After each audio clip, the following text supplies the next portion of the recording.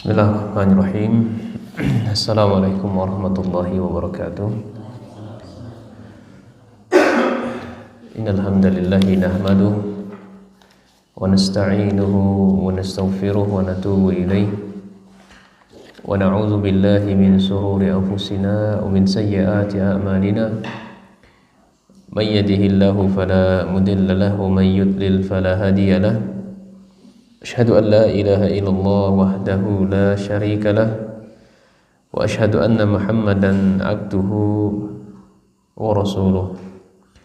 Fa sallallahu subhanahu wa ta'ala ayyamunna alaina bi'ilmin nafi' wa amalin salih wa yafaqihna fid din wa aftalana futuhal arifin wa yarzuqna al-ikhlasa fil aqwali wal a'mali. Allahumma amin. Ikhwani fillah rahimani wa rahimakumullah. Alhamdulillah, dengan taufik Allah Subhanahu wa taala, malam ini kita kembali melanjutkan pembacaan hadis yang kita ambilkan dari kitab Hadis Arba'in An-Nawawiyah, dan kita masuki hadis yang ke-6, yakni hadis yang berbicara tentang 3 poin ya. Nah, tentang 3 poin. Ini masalah halal itu sudah jelas. Demikian pula masalah haram itu pun sudah jelas. Kemudian poin yang ketiga, ini perkara syubhat. Ini pun juga harus kita pelajari. Jangan sampai kita terjerumus dalam perkara tersebut. Nah, qala mu'allif rahimahullahu ta'ala, Al-hadis sadis, hadis yang ke-6, hadis yang dibawakan oleh sahabat Abi Abdullah Nu'man bin Bashir. Ini seorang sahabat, ini sahabat sighar, ini sahabat kecil. Ini namanya beliau adalah Nu'man bin Bashir. Ya, kunyahnya adalah Abdullah, namanya Nu'man, bapaknya Bashir. Bashir ini juga seorang sahabat Nabi. Anaknya juga sahabat Nabi, karena beliau masih berjumpa dengan Nabi sallallahu alaihi wasallam, dan beliau juga meriwayatkan hadis dari Rasul sallallahu alaihi wasallam lebih kurang 114 hadis ya, dan usia beliau waktu itu masih kecil sekali. Dan ini menunjukkan para sahabat itu ya adalah orang-orang yang semangat dalam dengan ilmu, meskipun usianya sangat kecil sekali, tetapi tidak terlewatkan dengan hadis-hadis yang disampaikan oleh Rasul sallallahu alaihi wasallam. Naam, dan demikianlah tarbiyah seorang bapak kepada anaknya atau orang tua kepada anaknya, senantiasa membawa anaknya di halaqah-halaqah ilmu di mana disampaikan hadis Rasul, sabda Allah Subhanahu wa taala, sehingga dia tercipratan seperti itu. Nah, ini kebaikan ya, kebaikan ketika kita ngaji, anak kita bawa. Nah, sehingga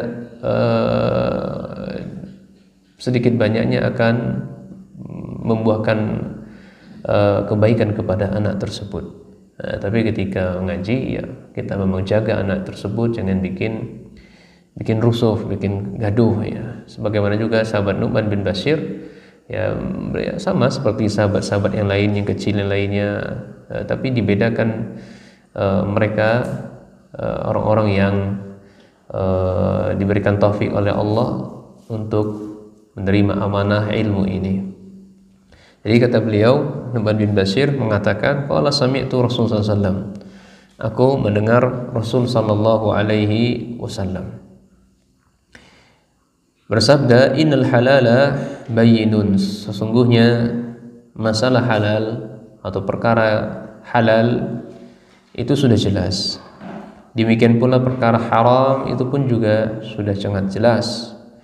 Wa bainahuma umurun mushtabihatun, dan di antara perkara yang halal dan juga perkara yang haram itu ada mushtabihat, yakni samar-samar ya, perkara syubhat. La ya'lamuhunna katsirun minan nas. Nah, perkara syubhat itu tidaklah diketahui oleh sebagian besar dari manusia, oleh sebagian besar dari manusia. Kenapa sebagian besar? Karena tidak menggunakan kalimat aksar ya. Ini menggunakan kalimat kasir. Kalau aksar itu mayoritas manusia nggak paham ya. Tapi di sini Nabi SAW tidak mengatakan seperti itu. Nabi mengatakan kasirun minan nas, kebanyakan atau sebagian besar dari manusia nggak ngerti masalah syubhat ya, masalah yang rancu, masalah yang samar-samar, ini halal atau ini haram, nggak ngerti mereka. Iya. Ini menunjukkan sebagian besar lainnya paham. Ya, sebagian besar lainnya paham. Nah, faman ittaqa syubhat, kata Nabi SAW, siapa di antara kita yang bisa menyelamatkan atau menjauhkan dirinya dari perkara syubhat, maka orang tersebut faqad istabra'a li dinih, maka dia menjaga atau membentengi agamanya, bisa menyelamatkan agamanya atau menyelamatkan dirinya dari irdihi, ya, kehormatannya pun terjaga, ya, kehormatannya pun terjaga. Ini poin pertama dari orang-orang yang bisa menjaga dirinya dari syubhat, agamanya terjaga, kehormatannya pun terjaga. Kemudian poin kedua yang katakan Nabi SAW, wa man waqa'a fi syubhat, siapa yang memberanikan diri, ya, memberanikan diri atau bermudah-mudahan terhadap perkara syubhat, dia nggak ngerti ini halal atau tidak, ini haram atau tidak, tapi ikut nimbrung di situ, ya, perkara syubhat, atau ikut-ikutan dalam perkara tersebut, ya, maka ini jatuh pada dalam keharaman, jatuh dalam keharaman. Kemudian setelah itu Nabi SAW membuatkan sebuah permisalan perkara syubhat ini dengan hewan peliharaan untuk mendekati makna atau mendekatkan suatu pemahaman agar yang dimaksud syubhat di sini para sahabat mengerti. Apa yang disebutkan Nabi SAW, karra'i yar'a haulal hima yushiku ayyarta'a fi.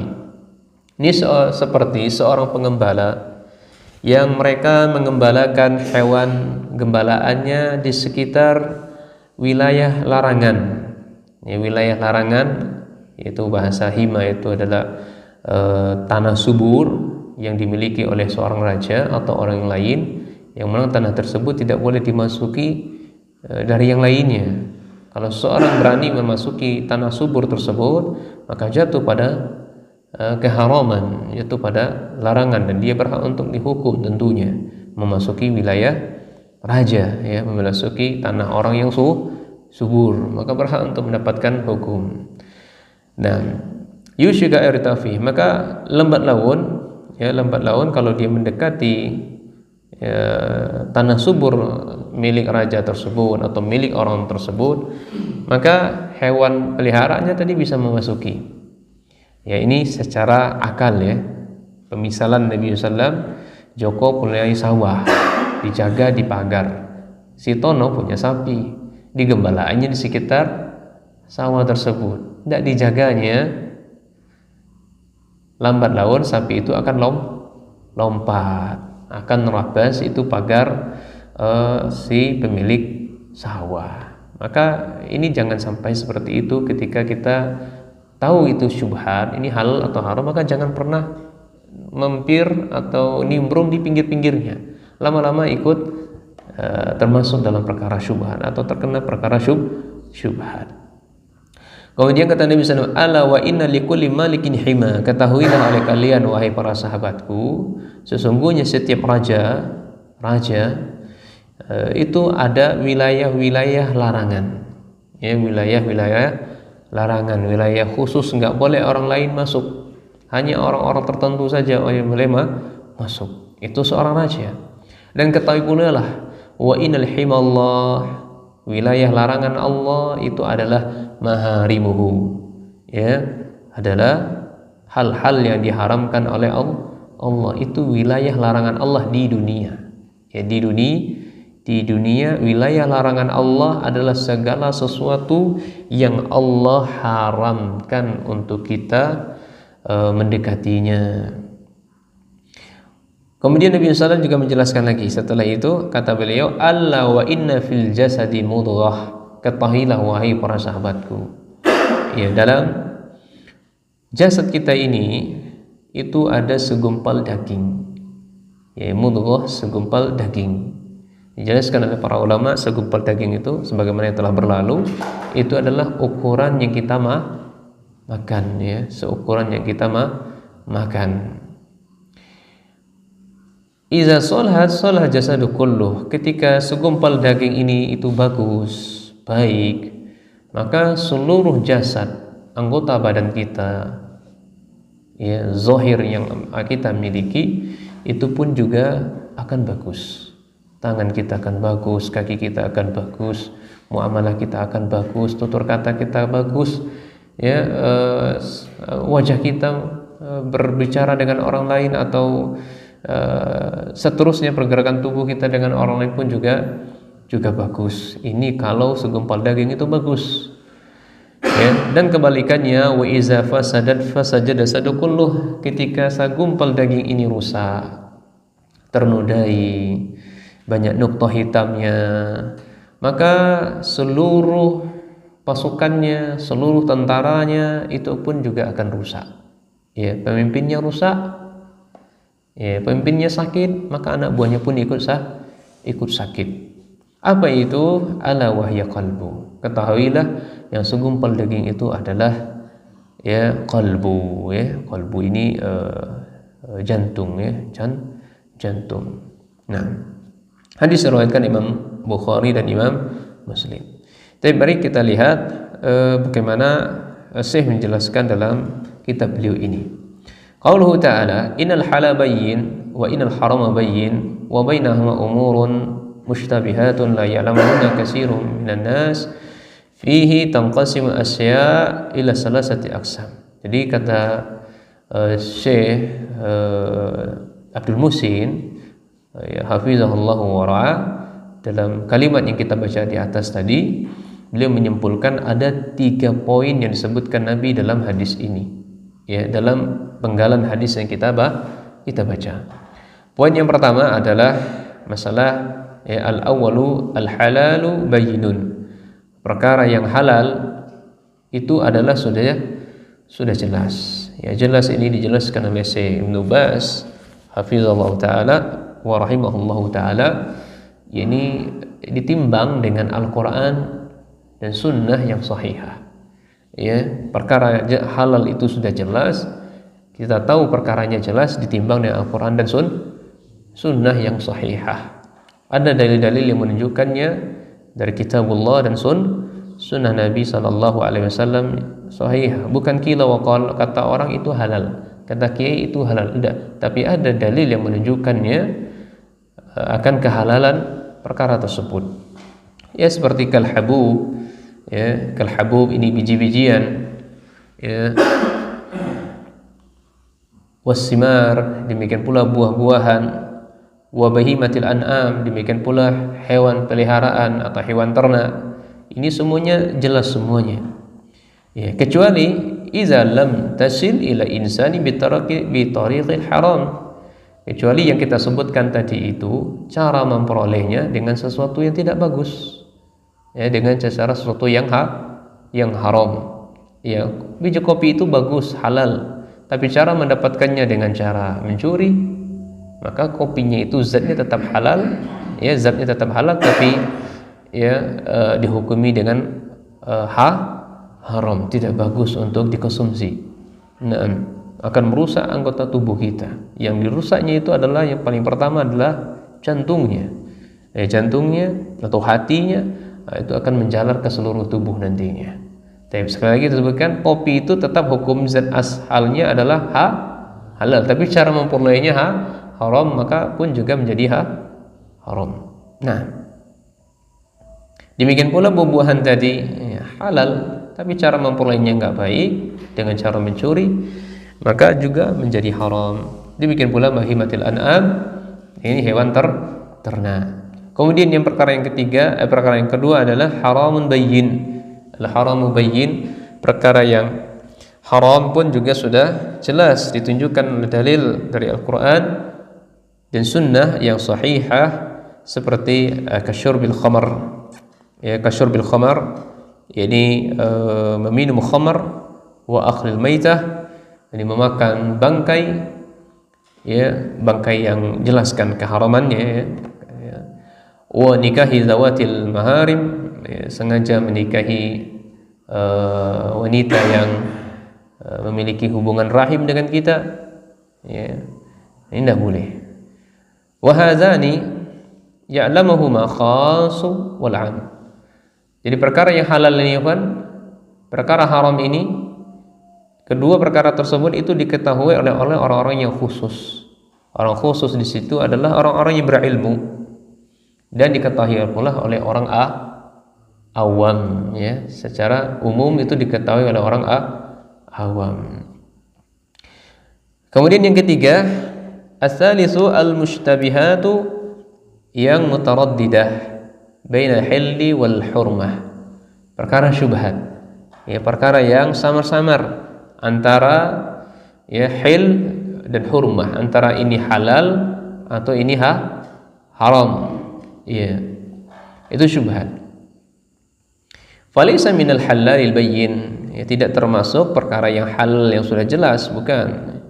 Wala minal ihram minal haramil bayyin, demikian pula tidak termasuk ya perkara yang haram tadi, ya, hal-hal yang sudah diharamkan tadi enggak termasuk. Wa hadhihi la ya'lamuha katsirun minan nasi, dan perkara syubhat ini, kata Syekh, tidaklah diketahui oleh sebagian besar orang. Ya, sebagian kita atau sebagian manusia tidak mengetahuinya, sebagian besar. Wa ya'lamuha ba'duhum, dan sebagian besar yang lainnya mereka mengetahuinya, ya. Nah, siapakah mereka ini? Ya, mereka ini adalah yang mengetahui syubhat itu adalah orang-orang yang rasikhun fil ilmi. Ya, orang-orang yang rasikh, orang-orang yang dalam ilmunya. Ya, atau mereka nama lain dari rasikhun fil ilmi adalah para ulama, para ulama. Ya. Apa dawabitnya, ikhwan? Ya, dawabit seorang itu dikatakan ya rasikhun fil ilmi. Ya, apa dawabitnya? Kita lihat ya dalil secara indrawi kita merasa, kita membaca dan menteliti dan mentelaah dan mentadaburi. Ulama-ulama yang rasikh fil ilmi itu mereka tidaklah melewati hidupnya kecuali beberapa hal saja, sehingga mereka rasikhun fil ilmi. Ya, seperti Syekhul Islam Ibnu Taimiyah, Imam Zahabi, Imam Ibnu Qayyim, Syekhul Islam Ibnu Abdul Wahhab, ya Syekh Ibnu Baz, Syekh Fauzan, Syekh Shalih Utsaimin, dan para masyayikh yang lainnya yang kita kenal rasikhun fil ilmi, tidaklah melewati hidupnya kecuali melewati beberapa hal. Di antaranya pertama adalah tadris, Ikhwan. Ya, mereka mengajarkan ilmu mereka di ma'had-ma'had, di kampus-kampus, di sekolah-sekolah mereka. Itu kan terlihat rasikhun fil ilmi. Ya. Jadi poinnya, dhawabitnya seorang ini rasikhun fil ilmi, dia mafhumnya adalah dia memiliki ma'had, dia memiliki sekolah, sehingga dia di sana mengajar, nggak sibuk keluar, undangan sana, undangan sini, jalan sana, jalan sini, tarik gas sana, tarik gas sini. Itu bukan orang rasikhun dalam ilmu itu. Ya, dialah mereka rasikhun. Dan sebelum beliau para ulama ini tadris, untuk melengkapi tadris ini melewati dua hal. Ya, melewati dua hal. Yang pertama ada apa? Ta'lif. Apa sih ta'lif? Nulis buku. Ya, sebelum ngajar nulis dulu. Apa yang diajarkan tulis dulu. Ya. Nah, sebelum orang nulis, apa yang biasa dilakukan? Qiraatul kitab. Mustamirrah atau daiman, selalu membaca kitab. Ya, berjam-jam di maktabah. Ikhwan ya, anak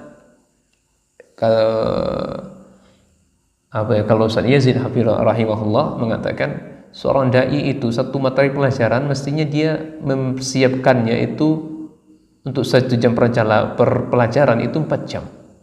Minimal dia baca 4 jam. Ya, minimal. Ya, ana setelah mendengarkan nasihat dari beliau itu, ana langsung nyaut dalam hati saya, kurang 4 jam Ustaz.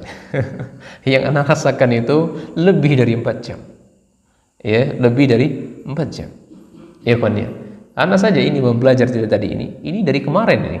Dari kemarin baca satu kitab, kitab lagi, baca kitab lagi, ulama ini berbicara tentang hadis ini bagaimana pendapatnya, ulama ini bagaimana lagi, cara istidlalnya bagaimana lagi, terus dikumpulkan. Nah, jadi benar-benar matang, siap.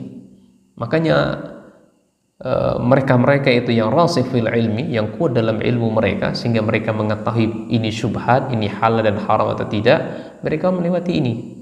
Ngajar di mahat-mahat mereka, enggak keluar-keluar mereka. Kalau keluar pun dia lihat dulu. Ya, kalau nggak ada benar-benar dai-nya di sana, ya disempatkan, ya, atau sebulan sekali atau seminggu sekali, nah, atau berapa begitu. Ya, nggak sibuk dengan, ya, ajib juga ya ada sebagian orang-orang yang sibuk dengan seperti ini. Anak bisa nggak bantu mahat kami kekurangan guru ini. Oh, anak nggak bisa, anak sibuk, anak mau kajian anak banyak, undangan anak banyak, anak jadwal anak sana. Ini enggak membentuk ilmu, ikhwan. Tidak membentuk karakter seorang menjadi penuntut ilmu, kajian umum, kajian tabligh akbar, segala macamnya enggak membentuk ilmu. Yang membentuk ilmu, yang benar-benar mendidik adalah ini di ma'had, di kajian-kajian rutin. Itu yang mendidik, yang membuat mengokohkan ilmu. Antum kita bayangkan, ikhwan, kita ngaji selama ini taruhlah berapa puluhan tahun. Ya, 20-an tahun atau 30-an tahun. Ya, apa pengaruh dalam hidup kita? Bandingkan dengan orang-orang yang memang duduk di majelis ilmunya rutin, yang mempelajari kitab-kitabnya, kitab dasar. Makanya salah satu dari mana? Ya, dari dasar. Ya, nggak malu mereka mengajarkan doktor, misalnya gelarnya doktor, profesor, tapi ngajarnya Iqra gitu loh. Ya, ngajarkannya Iqra, mengajarkan alif bata, enggak malu mereka mengajari dari yang dasar. Bagaimana dulu mereka sebelum mendapatkan gelar doktor, ya, dimulai dari apa? Dari Iqra dulu mereka kan. Begitu pula lah mereka mengajarkan kepada manusia. Diibaratkan para ulama itu, orang rasikhun fil ilmi itu, orang tua menyuapkan kepada anaknya. Ya. Orang tua menyuapkan kepada anaknya atau menyuapkan nasi. Coba anak nasi itu atau anak kecil itu makan dimulai dari apa? Apa langsung brocol, langsung kita nasi, ini Pak roti, ini Pak ini ayam, ini Pak ya Pak anak ikan, begitu? Lah, enggak. Disuapin apa dulu? Air ASI dulu, 6 bulan dulu. Ini makanya setelah ASI apalagi bubur lagi, kemudian apa lagi? Nah, bertahap-tahap, berjenjang-jenjang. Demikianlah permisalan para ulama, orang yang rasikhun fil ilmi, yang kuat berilmu adalah mereka adalah orang yang rabbaniyin, ya, mereka adalah orang rabbaniyin atau rabbaniyun dalam ilmu, mengajarkan ilmu dalam bertingkat-tingkat. Sebagaimana ada perkataan sahabat Ibnu Mas'ud, Ibnu Abbas, kalau tidak salah, sahabat Ibnu Abbas, dan juga Imam Bukhari rahimahullah dalam kitab Sahih Bukharinya itu, yu'allimunnan nasa, ya, mereka mengajarkan ilmu qabla fi sigharihi qabla kibarihima, ya, mengajarkan kitab-kitab yang kecil sebelum yang besar. Itu orang-orang yang kuat dalam masalah ilmu. Nah, tentu sifat-sifat ulama rabbani ini banyak ya, nanti tidak di sini tempatnya insyaallah. Jadi itu ya, ulama yang mengetahui perkara syubhat itu adalah ulama-ulama yang rabbaniyun, orang-orang ulama yang rasikhun fil ilmi, yang mereka tahalapi dalam tiga hal tadi. Tidak ada yang bisa mengetahui perkara syubhat adalah kecuali orang-orang yang ulama rabbani. Kemudian berikutnya kata Syekh, ya, potongan hadis berikutnya, faman ittaqa syubuhatin, bukan matin ya, karena ada alif lam, faman ittaqa syubuhati faqad istabara li dinihi wa 'irdihi. Siapa di antara kita yang bisa menyelamatkan, menjaga dirinya dari peredaran syubhat, maka dia akan menjaga atau menyelamatkan diri, menyelamatkan agamanya dan kehormatannya. Wa man waqa'a fi syubhati waqa'a fil haram. Siapa di antaranya terjerumus dalam perkara syubhat, maka telah jatuh kepada perkara yang haram. Sebagaimana yang kita permisalkan tadi, seorang pengembala yang mengembalakan hewan peliharaannya di sekitar tanah yang subur yang dimiliki oleh raja atau orang yang lain. Kalau dia dekati di situ, lambat laun akan memasukinya. Tapi kalau dia menjauhi, maka enggak akan masuk ke dalam tanah terlarang tersebut. Dan ketahuilah larangan Allah Subhanahu wa taala adalah hal-hal yang diharamkan. Nah, kata Syekh, hadza yarji'u ila qismis salis. Ya, perkara ini kembali kepada poin yang ketiga. Ini perkara syubhat, wa huwa mushtabihat. Ini perkara syubhat. Perkara syubhat tersebut fa yatajannabuha al-insan. Wajib bagi manusia menjauhinya. Ya, perkara syubhat seorang manusia wajib menjauhinya, kata Syekh. Ya. Wa bi dzalika salamatu lidinihi fi ma bainahu wa bainallah. Jadi kalau ingin menyelamatkan agamanya, jangan nimbrung dalam masalah syubhat. Ya. Sehingga dengan hubungannya dia dengan Allah menjadi baik. Ya. Hubungan dia fi ma bainahu wa bainallah itu terjaga pula. Wa salamati irdihi fi ma bainahu wa bainan nas. Demikian pula kalau ingin menyelamatkan kehormatan kita, maka jangan pula ikut nimbrung masalah syubhat. Ini kaitannya dengan manusia. Ya, kaitannya dengan manusia. Jadi terjaga hubungan dia dengan manusia. Coba kalau ana misalnya, ini contohnya ya, juga dibahas sama Ustaz Firanda dan Ustaz Nidal di daurah itu kan. Ini masih hangat-hangat juga ya, mumpung saya juga pun masih ingat murojaah juga. Ya. Kalau ana mungkin sengaja duduk di majelisnya ahlu bid'ah atau di ahlu syubhat, maka kan jadi fitnah. Dilihat sama orang lain atau ikhwan, itu Mardi. Ngapain Mardi duduk di majelis syubhat? Ngapain Mardi duduk di ahlinya bid'ah? Akan jadi buah bibir manusia. Iya. Tapi kalau dalam keadaan kondisi-kondisi tertentu, misalnya kita lagi makan di warung, tiba-tiba ahli bid'ah datang, ahli syubhat datang, ingin duduk bareng makan bersama kita. Nah, itu lain halnya. Nah, dan ada yang jahil juga mungkinnya, kalau dijepretnya gimana? Disebarkan ini, jadi fitnah juga kadang. Ya, jadi fitnah juga. Nah, jadi kalau ingin menyelamatkan agama, menyelamatkan kehormatan kita, maka ya jangan nimbrung dalam masalah urusan syubhat. Maka kata Syekh, fala yakunu lahum sabilun ila naili fi irdihi bisababi dzalik. Maka orang-orang yang apa tadi ikhwan, yang ahli syubhat tadi, itu ditutup benar jalannya untuk menodai kehormatan kita. Ya, nggak ada jalan mereka. Kita nggak menimbrung sama dia, nggak mendekati sama dia, maka jalan untuk mendekati kita pun juga tidak akan bisa. Ya. Berbeda dengan orang yang misalnya faiza tazahal, ya tasahul, ya faiza tasahul atau tasahal fil wuqu'i fi mustabihat faqad yajurruhu zalika ila wuqu'i fil muharramat alwadihat. Ya, orang-orang yang bermudah-mudahan, yang menganggap biasa perkara syubhat tersebut, ya bermudah-mudahan dalam urusan masalah bid'ah, maka lambat laun dia akan terseret dalam perkara bid'ah. Iya. Contohnya di sini adalah, ini berkaruh dengan teman saja. Ya, seorang ustaz, ya, ini majelis umum ya, dengar di luar juga enggak semena. Sudah enggak jadi saja. Ya. Jadi ada seorang ustaz yang dulunya itu, ini kita perhati nih kan ya. Dulunya itu beliau ini belajar sama masyayikh kibar. Ya, Syekh Shalih Al-Utsaimin rahimahullahu taala. Ya. Murid Syekh Shalih Utsaimin rahimahullah taala. Yang dulu kajian-kajiannya diputar di radio-radio sunnah semuanya kajian.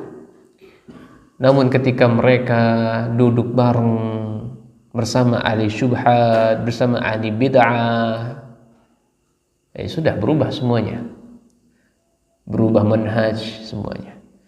Nah, itu tersebar ya video-videonya di media sosial, itu celaan-celaannya kepada kita itu luar biasa sekarang. Nah, ini bahaya dari orang-orang berteman atau berkawan duduk dengan ahli syubhat atau ahli bid'ah.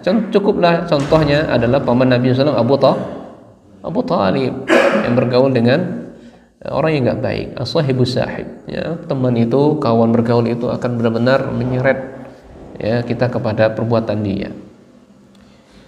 Nah, jadi kalau kita menjauh, kata Syekh, itu jalan untuk menodai kita, menodai kehormatan kita, menodai agama kita, itu tidak akan pernah bisa. Ya, ini undang yasinan, undangan tahlilan, dikit sekali dah apa Ustaz, lama-lama dah nggak ada pengingkaran lagi bisa misalnya. Baik, ini bagi orang-orang yang tasahul, maka dia telah terjatuh pada keharaman, mengantarkan dirinya terjatuh pada keharaman yang sangat jelas. Makanya Nabi SAW membuat permisalan, ya. Nabi SAW wa qad daraba Nabi SAW li zalika masalah birra'i yar'aha haula al-himal. Ini mendekatkan pemahaman agar sahabat itu paham begitu. Agar kita pun juga paham. Dimisalkan dengan seekor pengembala kambing atau pengembala hewan, ya jangan mengembalakan di tanah terlarang, tanah-tanah subur. Ya. Kalau didekatkan lambat laun dia masuk ke tanah tersebut. Begitulah perumpamaan perkara syubhat kalau kita ingin masuk di dalamnya. Fa innahu idza kana ba'idan minal huma salima miuqi'i ma yashi'atihi minal hima fil hima. Jadi kalau kita itu jauh dari tanah larangan tadi atau wilayah larangan tadi, itu selamat. Ya, kita selamat, enggak terjerumus ya kepada tanah larangan tersebut. Ya. Wa in kana qariban minhu aw syakka ataka ama yashituhu fihi wa huwa la yash'ur. Demikian pula kalau kita mendekatkan hewan peliharaan kita tadi, maka lambat laun hewan peliharaan kita ini akan masuki tanah larangan tersebut wala yash'ur, tanpa kita sadari. Nah, makanya ada nasihat kalau nggak salah dari Imam Zahabi atau para ulama salaf yang lainnya, masalah perkara syubhat itu, innal qalba dha'ifah, hati kita ini lemah. Ya, hati kita ini lemah. Wasyubhat khattafah. Ya, dan syubhat itu menyambar-nyambar.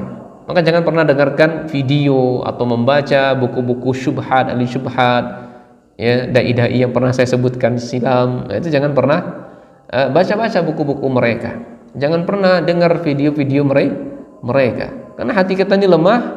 Maka sedangkan syubhat itu menyambar-nyambar, untuk menyelamatkan mereka, lihatlah bagaimana Nabi SAW berdoa. Ya muqallibal qulub, sabbit qalbi ala ini. Itu seorang Nabi SAW untuk menjaganya agar berdoa kepada Allah. Ya Allah, tetapkan, ya musarrifal qulub, ya wahai zat yang molak-molikkan hati kami, tak kokohkan hati kami dalam ketaatan kepadamu, dan seterusnya dari doa Nabi sallallahu alaihi wasallam. Al-Mu'allif rahimahullah, kata beliau, wal muradu bil hima, yang dimaksudkan dengan hima ini wilayah larangan, jadi ma yahmihi al-muluku wa ghairuhum min al-ardi yang muhsibah. Ini maksud hima tadi, wilayah larangan yang dikuasai, yang dimiliki oleh siapa tadi?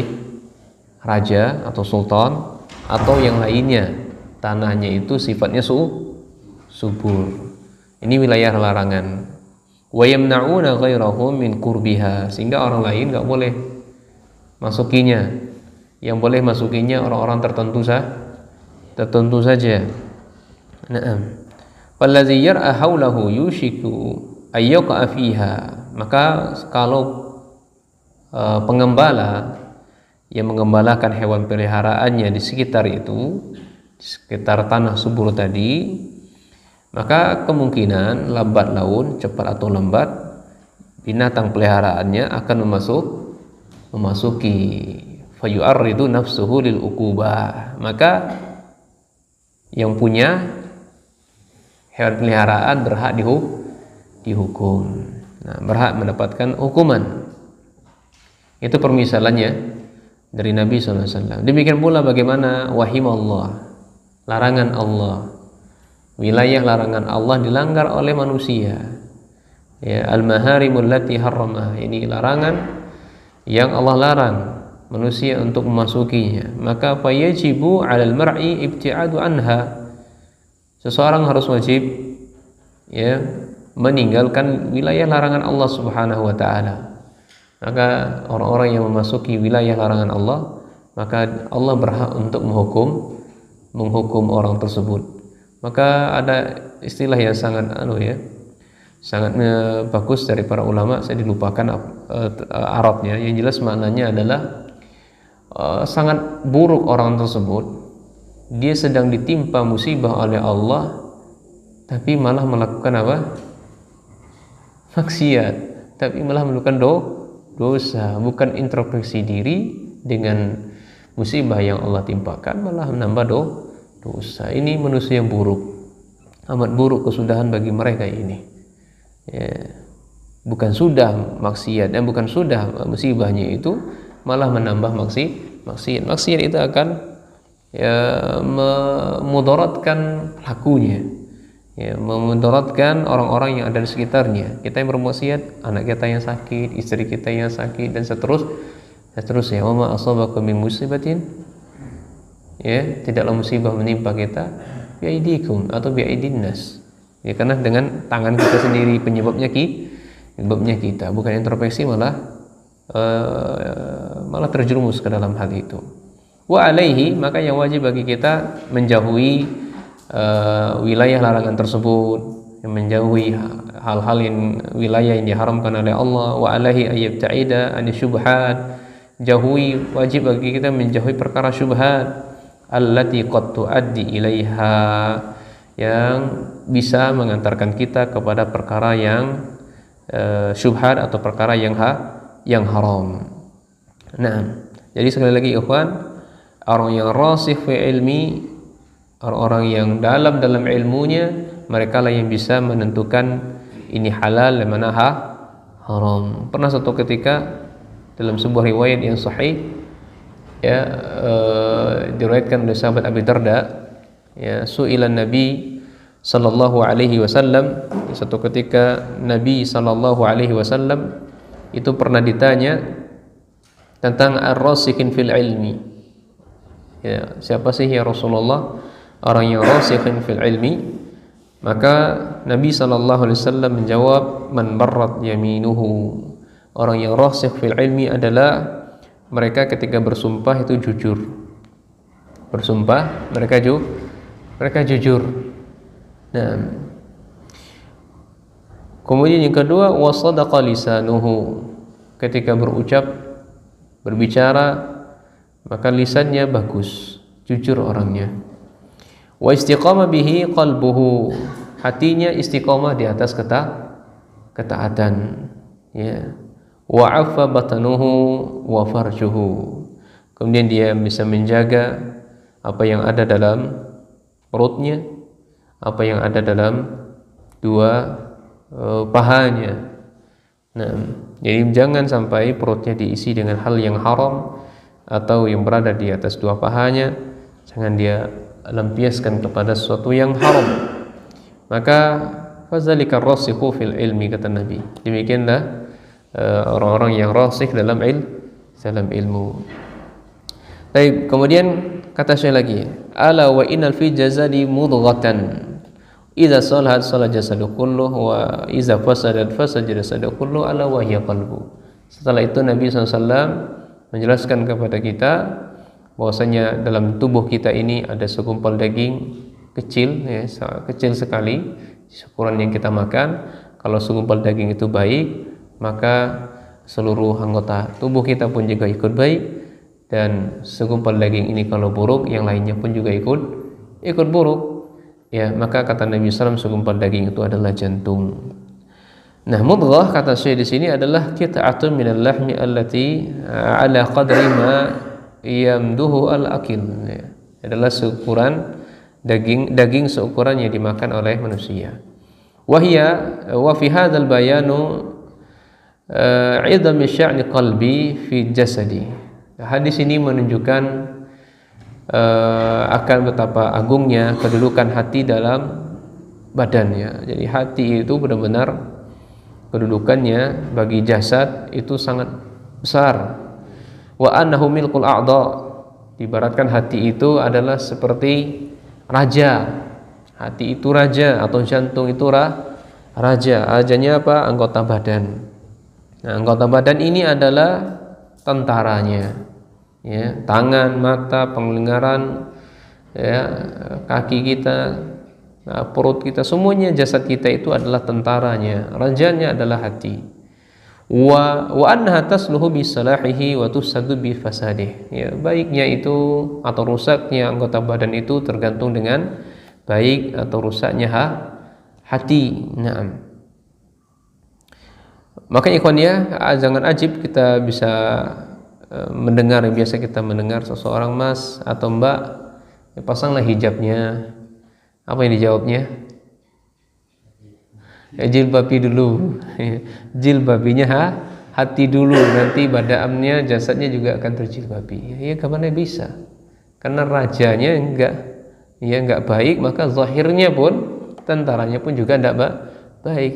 Ya, al-hukmu, makanya ada sebuah kaidah mengatakan al-hukmu ala zahirihi. Kita menghukumi seseorang itu sesuai zahir. Zahirnya buruk, hatinya buruk. Ya, orang itu nampak bagus, maka hatinya bagus. Ya, makanya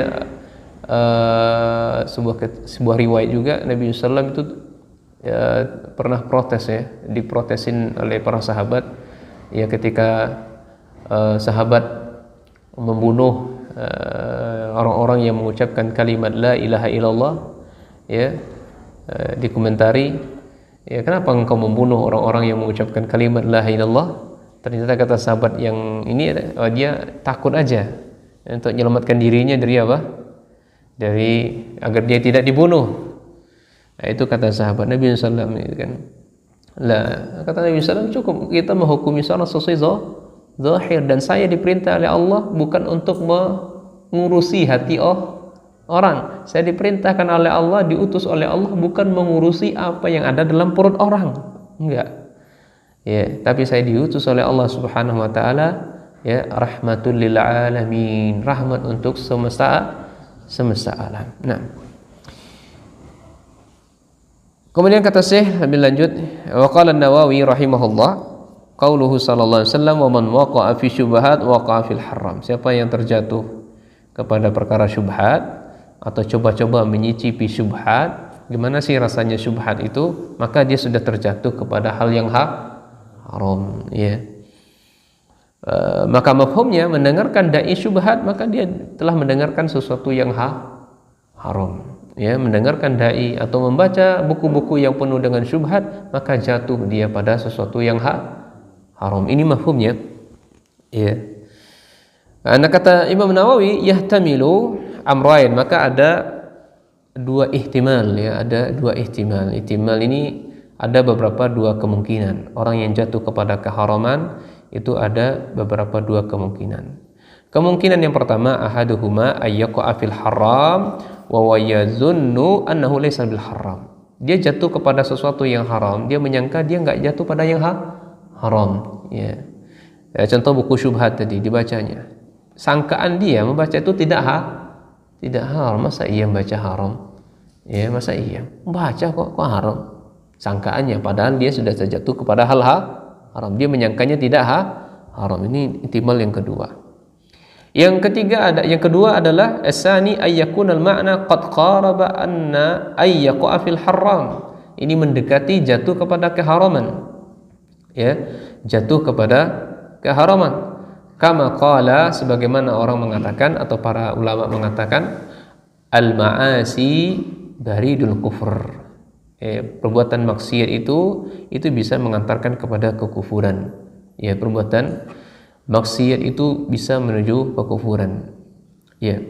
Nah, kembali kepada masalah orang menyangka tadi dia menyangka sesuatu itu tidak haram padahal dia haram, itu tidak lepas dari beberapa hal. Yang pertama,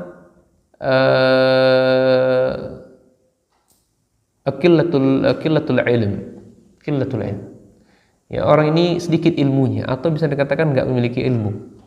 Ya. Memiliki ilmu. Itu salah satu penyebabnya. Ya, orang terjerumus pada syubhat, ya, atau perkara yang haram. Ya. Yang pertama itu qillatul ilm. Sedikit ilmu, atau boleh jadi enggak ada ilmu sama sekali. Iya. Kemudian yang kedua adalah qillatul fahmi, kurang dalam pemahaman. Ya. Kurang dalam pemahaman. Pemahamannya enggak bagus. Ya. Nah, pemahaman yang enggak bagus ini itu tidak lepas dari dalam memahami dalil. Ya, dalam memahami dalil atau dalam memahami turunan dalil. Ya.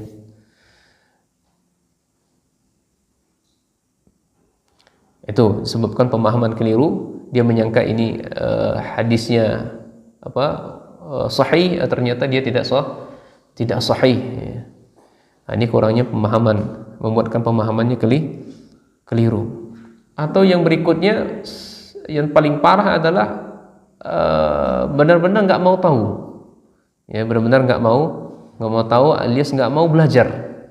Sehingga jatuh dalam hal yang haram, sehingga jatuh dalam para syubhat. Coba lah orang-orang jatuh dalam syubhat itu, pasti nggak mau belajar, pasti dia kurang pemahamannya, disebabkan dengan salah dalam memahami dalil, salah dalam memahami turunan dalil, ya, salah dalam sahihkan sebuah dalil, ya.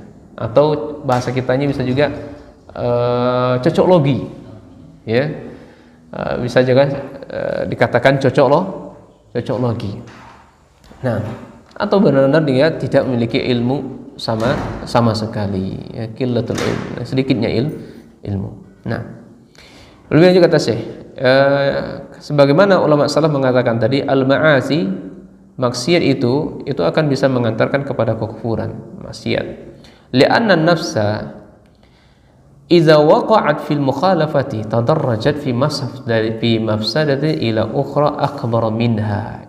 Ini pada umumnya jiwa itu kalau sudah terjatuh ke perkara yang menyimpang, maka dia naik level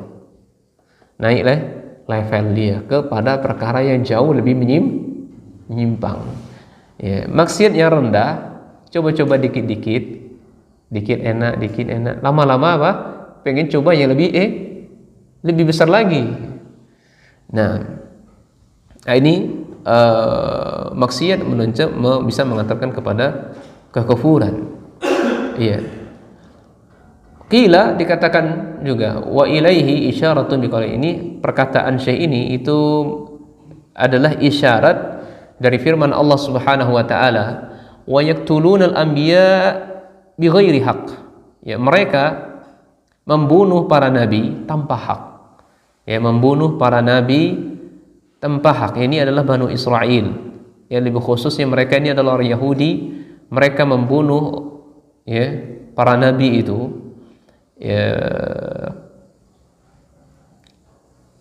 sekitar banyak, ya, dalam dilupakan saya.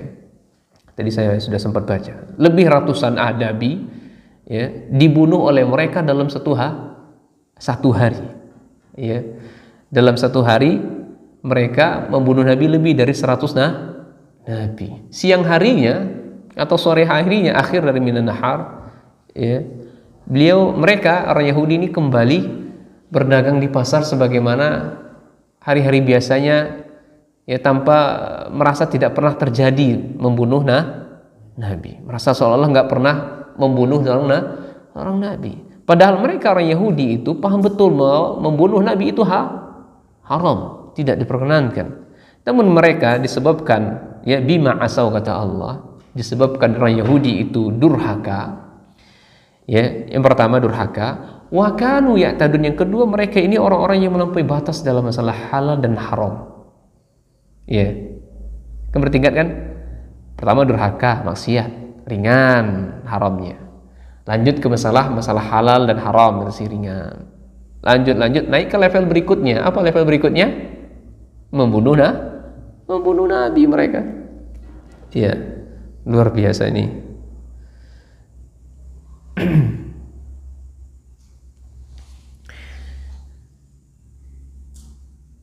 Ya, nabi mereka saja nabi mereka bunuh, maka selain dari nabi lebih lagi mereka. Lihatlah bagaimana dalam riwayat kalau nggak salah Nabi Yahya, Nabi Zakaria atau Nabi Isa alaihissalatu wassalam, mereka ancam untuk dibunuh juga, tapi nggak sempat. Nabi kita juga SAW juga mau diancam untuk dibunuh, bukan diancam lagi, sudah mau segera dieksekusi, mau Nabi dibunuh. Nah, tapi Allah Subhanahu Wa Taala memberikan pertolongan. Nah, kemudian kata beliau, yuridu annahum tadarraju bil ma'asi ila qatl al-anbiya. Ya. Jadi mereka memulai pertama sekali dengan maksiat, beralih ke tingkat berikutnya membunuh para nabi. Ya, membunuh para nabi. Wa fil hadis, dalam sebuah hadis dikatakan, la'anallahu sarik yasriqul bayda fa nuqta'u yaduhu. Allah melaknat, dijauhkan oleh rahmat oleh Allah kepada orang yang mencuri, dan sebabkan mencurinya itu mencuri ini bayda, mencuri telur, sehingga disebabkan mencuri telurnya itu tangannya terpotong. Ya, tangannya terpotong. Para ulama menjelaskan hadis ini bukan telur yang biasa yang kita curi, itu tidak. Ya, karena belum mencapai nisabnya untuk dipotong tangan. Nah, jadi para ulama menjelaskan bayda yang dimaksud di situ adalah bayda yang digunakan untuk melindungi kepala dari peperangan. Helm besi. Kita perang itu kan punya, kalau Nabi SAW itu punya baju besi lengkap semua alat-alat perangnya itu. Nah, bayda itu yang maksudnya adalah yang digunakan Nabi SAW untuk berperang, untuk melindungi kepala. Nah, ketika itu yang dicuri, itu sudah mencapai nisab, akhirnya tangannya dipotong. Wa yasriqul jabal, kemudian Nabi SAW mengatakan dia mencuri tali sehingga tangannya pun ya dipotong pula. Ini dari telur beranjak mencuri tali, baju besi beranjak menjadi tali. Tali di sini para ulama menjelaskan adalah senilai dengan dirham. Yes, dijelaskan oleh Syekh Ibnu Baz di sini. Ya, Syekh Ibnu Baz dijelaskan senilai dirham, tali yang dicuri senilai dirham. Ya. Dan nisabnya itu adalah rubu'. Rubu' itu adalah 1/4 atau 4 yusawi 4,2 emas murni 24 karat, itu nisabnya. Ya. Jadi nisabnya seseorang yang dipotong tangannya itu adalah rubu' dinar. Ya, 1/4 dinar. Kalau disamakan dengan emas itu adalah 4,25 gram emas yang 24 karat, emas murni. Maka kalau rubu', maka 1 dinarnya itu adalah 1 graman. Ya, adalah 1 graman. Maka orang yang mencuri kalau sudah mencapai nisab, maka dipotong tangan. Nah, jadi maksud saya membawakan hadis ini menjelaskan apa? Bahwa saya maksiat itu kalau sudah merasa dilakukan maka naik level. Merasa enak dilakukan, naik level maksiat itu. Coba antum lihat itu, berzina. Naik level kan, sebelum melakukan zina apa level pertamanya? Chatting, inbox akhwat, assalamualaikum ukhti. Haram, khalwat. Ya. Itu level pertama. Level kedua, rasa nikmat kan, chatting. Kayaknya kurang asik deh kalau chatting aja. Ajak temuan. Ya, kayak kurang asik deh. Ketemu di mana kita? Makan dulu semacam lah. Ketemuan di tempat mana? Ini terjadi ikhwan, bukan tidak terjadi. Dai, ya kan? Masya Allah. Tapi sudah ketemuan apa lagi? Kayaknya kurang asik deh. Ya kan? Naimat kurang asik kalau hanya sekedar makan, jalan, salah gitu. Sewa hotel dan seterusnya. Terjadilah zina. Itu tingkatan levelnya, naik tingkat. Ini yang dimaksudkan oleh Syekh. Jadi maksiat itu mengantarkan kepada kufuran mulai dari tingkat yang paling rendah sampai tingkat yang tinggi. Nah, kemudian kata Syekh Nu'man bin Bashir, ya disebutkan Nu'man bin Bashir ini sahabat yang meriwayatkan hadis adalah beliau ini min sighari sahabah, ya, termasuk sahabat yang sighar, ya, sahabat yang kecil. Yang beliau ini lahir tahun 2 Hijriah. Ya. Nabi sallallahu alaihi wasallam baru sampai hijrah dari Makkah Madinah baru 14 bulan baru beliau lahir. Ya, maka ketika Nabi sallallahu wafat itu beliau hanya menjumpai Nabi sallallahu sejak lahirnya, ada yang mengatakan 9 tahun, ada yang mengatakan 8 tahun. Nah, beliau adalah sahabat yang paling pertama lahir di Madinah setelah hijrah dari kaum Ansar.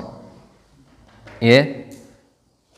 Hijrah dari Mekah ke Madinah dari kalangan Ansar, beliaulah Nu'man bin Bashir lah sahabat yang paling pertama lahir.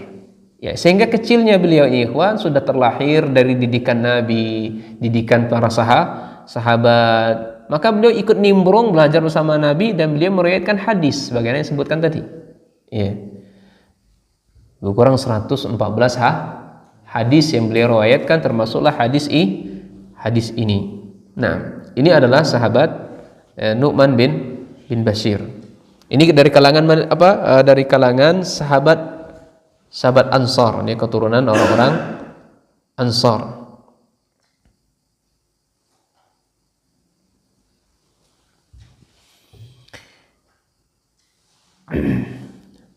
Dan beliau ini, Nu'man bin Bashir ini adalah disebutkan oleh qala al-Waqidi, Imam Waqidi, kana awwala mauludin fil Islam minal ansar ba'da hijrah bi arba'ata asy'ara syahran. Ini yang kita sebutkan. Beliau sahabat yang paling pertama lahir dari kalangan orang Ansar setelah Nabi SAW tinggal di Madinah itu 14 bulan dari hijrahnya. Dan beliau warawa an Nabi SAW, beliau meriwayatkan hadis dari Nabi SAW, kemudian dari wa an Umar, dari Umar, wa an Aisyah, ya, mukminin Aisyah, dan murid-murid beliau warawa anhu ibnuhu, anak beliau sendiri, ya, yang meriwayatkan hadis dari Nu'man bin Bashir, anak beliau sendiri yaitu Muhammad, kemudian wa maulahu, ya, pembantunya Habib ibnu Salim, wa Sya'bi, dan yang lainnya. Kemudian Nu'man bin Bashir ini diberikan mandat wali Kufah fi ahdi Muawiyah ketika masa kekhalifahan dipegang oleh sahabat Muawiyah, ya, bin Abi Sufyan. Dia ditunjuk sebagai wali, ini pemimpin atau juga bisa dikatakan gubernur Kufah. Summa waliya Hims, kemudian beliau ditunjuk setelah di Kufah, beliau menjabat di Hims, ya, menjadi Hims. Nah, dan beliau menjadi wali juga, wali qada di Damaskus, ya, setelah fadalah, ba'da fadalah thumma waliya, ya, Imr Hims. Jadi 3 kali beliau menjabat sebagai pemimpin. Dan para Nu'man bin Bashir ini juga digelar oleh para ulama sebagai Amir al-Alim. Ya, beliau seorang amir, yakni gubernur atau pemimpin, tapi pemimpinnya adalah orang yang berilmu, ya. Anda teringat juga sebuah kisah, ya, seorang, kalau nggak salah Umar bin Khattab mengangkat sebuah pemimpin Mekah, ya, yang beliau angkat ini adalah berasal dari seorang budak, ya, Kemudian para sahabat protes, kenapa engkau jadikan dia ini jadi seorang pemimpin, dari budak ini? Emang nggak ada yang lain di bahasa sayanya, bahasa kitanya, ya. Maka kata Umar, kalau tidak salah kata Umar, seseorang itu bisa terangkat derajatnya dikarenakan kitab Al-Quran dan sunnah Nabi sallallahu alaihi wasallam. Dan seseorang pun juga akan bisa terhina dengan Al-Quran dan sunnah Nabi sallallahu alaihi wasallam. Dan orang ini yang saya angkat ini adalah meskipun seorang budak, dia adalah ahlul Quran, ya Al-Kitab dan ahlus sunnah. Beliau paham orang-orang yang berilmu. Jadi orang yang memimpin itu disyaratkan adalah orang-orang yang berilmu. Nah, sehingga dia bisa mengayomi masyarakat menjadi penuh dengan keberkahan. Baik, kita lanjut kata Syekh tadi. Waqatu fi Rasulullah SAW umruhu 8 sanawat. Nah, Nabi sallallahu alaihi wasallam wafat dan umurnya Nu'man bin Bashir waktu itu adalah 8 tahun. Nah, ini rawinya ragu di sini ya. Rawinya ragu, ada yang mengatakan 9 tahun, ada yang mengatakan 8 tahun. Waqad qala fi riwayati fi hadzal hadis, dan beliau mengatakan dalam hadis ini, riwayat hadis ini, sami'tu Rasulullah SAW, saya mendengar Rasulullah SAW yaqul wa huwa yadullu, ya, ini menunjukkan ala sihhati tahammul sighar al-mumayyiz wa anna ma tahammalu fi hali sigharihi wa ada'u fi hali kabirihi fa huwa maqbulun. Dalam hadis yang disampaikan oleh Nu'man bin Bashir ini, meskipun beliau kecil, ini menunjukkan yang diemban oleh anak kecil atau yang ditugaskan kepada anak kecil atau orang yang mumayyiz, ya, maka dalam tugasnya ketika dia masih kecil dan menunaikannya ketika besar itu diterima, ya, itu diterima. Wa misaluhu al-kafir, demikian pula orang kafir. Ketika dia diberikan tugas ketika kekafirannya atau yang diembankan pada masa fi hali kufrihi dan dia menunaikannya ketika masa wa'adda fi halil islamihi pun makbulun, ya, diterima. Paham tak maksudnya? Sahabat Nu'man tadi kan masih kecil tuh. Beliau kan meriwayatkan hadis. Maka ketika beliau pun sudah dewasa pun diterima riwayatnya. Demikian pula orang kafir ketika di masa kekafirannya itu diberikan tugas kekafirannya, diberikan tugas di masa dikafirnya, maka dia menunaikannya ketika Islam pun diterima. Baik. Faidah yang bisa kita ambil dari hadis ini, kata Syekh ada 8 faidah. Yang pertama, bayanu taqsim asya fi syariah ila halan bayyin wa haramin bayyin wa mushtabihi mutaraddadin bainahuma. Jadi penjelasan ada 3 poin dalam syariat yang disebutkan oleh Syekh di sini. Jadi masalah halal itu jelas, masalah haram itu jelas. Kemudian masalah subhat di antara keduanya, ya, banyak yang tidak tahu, maka sebagiannya, ya, kebanyakan sebagiannya dari mereka tidak tahu, sebagiannya ada yang tahu. Itu poin yang pertama. Kemudian yang kedua, anal mustabiha la ya'lamuhu katsirun minan nas, bahwasanya perkara syubhat itu la ya'lamuhu tidak diketahui oleh banyak manusia, sebagian dari banyak manusia. Wa anna ba'dahum ya'lamu hukmahu bidalilihi, dan sebagian yang lain dari mereka mengetahui hukumnya dengan dalil. Sebagian ini disebutkan siapa tadi? Ulama yang rasikh, ulama yang kuat, yang dalam masalah ilmunya. Siapa ulama yang dalam ilmunya tadi? Ada 3 yang kita sebutkan. Paling tidak ada 3. Ya. Pertama apa? Yang ngajarnya di ma'had, enggak banyak keluar. Ya. Dia nulis, sebelum ngajar dia nulis dulu. Ya. Yang berikutnya apa? Banyak membaca, banyak mentelah. Nah, itu para ulama yang rasikh fil ilm. Tapi kemudian faedah yang ketiga adalah tarkul ityan mushtabih hatta yu'lamu hilluhu. Ya, meninggalkan tidak mendatangi syubhat sampai kita mengetahui akan kehalalannya. Sampai kita mengetahui akan kehalalannya. Kemudian yang keempat, Darbul amsal li taqriril ma'ani, membuat permisalan itu dalam rangka taqrir ma'ani, ya ini ma'nawiyah bitashbihiha, dengan tashbihiha yang hissiyah, yang konkret. Pahamnya adalah atau mafhumnya, ya kita dianjurkan untuk membuat permisalan makna untuk menjelaskan makna-makna yang hissi, masih yang ragu, maka kita membuat masih perkara-perkara yang belum jelas, maka tidak masalah membuat permisalan agar perkaranya jelas. Ya, sebagaimana juga Imam Ahmad pernah ditanya, ya mana dulu, ya telur atau ayam, ya mana dulu telur atau ayam. Maka Imam Ahmad ditanya dalam keadaan seperti itu, beliau mengumpamakan dengan ada rumah yang megah, ya jendelanya tidak ada, ya, jendela nggak ada sama sekali, kemudian tiba-tiba rumahnya hancur, ya keluar bentuknya yang sempurna, ya ambil pemisalan seperti itu. Ternyata beliau sedang menjelaskan adalah yang dulu adalah ayam, menjelaskan tentang seekor ayam untuk mendekatkan makna agar paham. Kemudian yang kelima, anal insan iza waqa fil umur mustabiha hana alaihi ayyaqa'a fi umuril wadihah.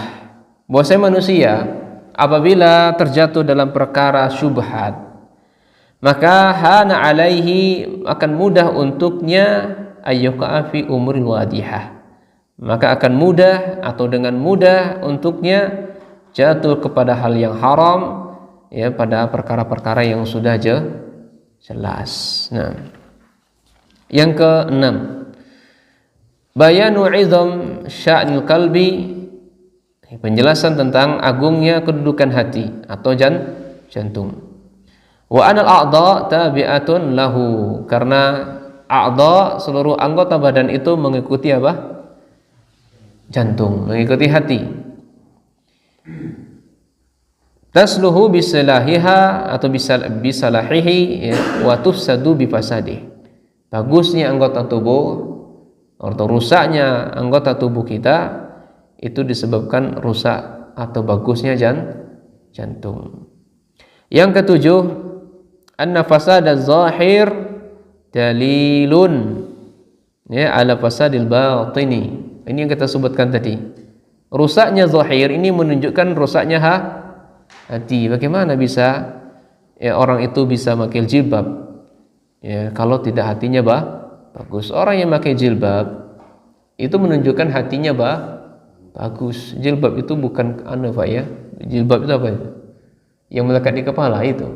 Bukan jilbab namanya. Itu kerudung kalau bahasa kitanya. Kalau saya khimar, ya. Ya, misalnya khimar. Jilbab itu yang pakaian yang menutupi seluruh tubuh, itu jilbab. Nah, dari ujung rambut sampai ujung kaki itu jilbab namanya. Kemudian yang terakhir, anna fi tiqa'i syubhat muhafazatul insani ala dinihi minan naqsi wa 'irdihi minal 'aibi was-salbi. Ya, seseorang atau bahwasanya fi itiqai syubhat, seseorang bisa selamat dari syubhat, muhafazah insan ala dini, maka ini bisa menjaga seseorang dari agamanya, dari sifat naqs, dari sifat kekurangan, atau wa'irdihi minal ghaisi wasalbi, dan bisa menjaga menyelamatkan kehormatannya dari aib dan salbi, dari celaan manusia. Pahamnya adalah seorang bisa selamat agamanya, jangan nimbrung dalam masalah syubhat. Bisa selamat kehormatannya, jangan nimbrung masalah syubhat. Kalau dia masuk syubhat, maka kehormatannya akan dicela, dihina, dicemooh, dan dijadi obrolan bibir manusia. Nah, wallahu taala a'lam bisawab. Demikian saja. Ya, hadis berikutnya adalah hadis tentang masalah nasihat, insyaallah Allah mudahkan kita untuk melanjutkan kembali di pertemuan berikutnya biiznillah taala. Kita akhiri, subhanakallah bihamdika asyhadu an la ilaha illa anta astaghfiruka wa atubu ilaik.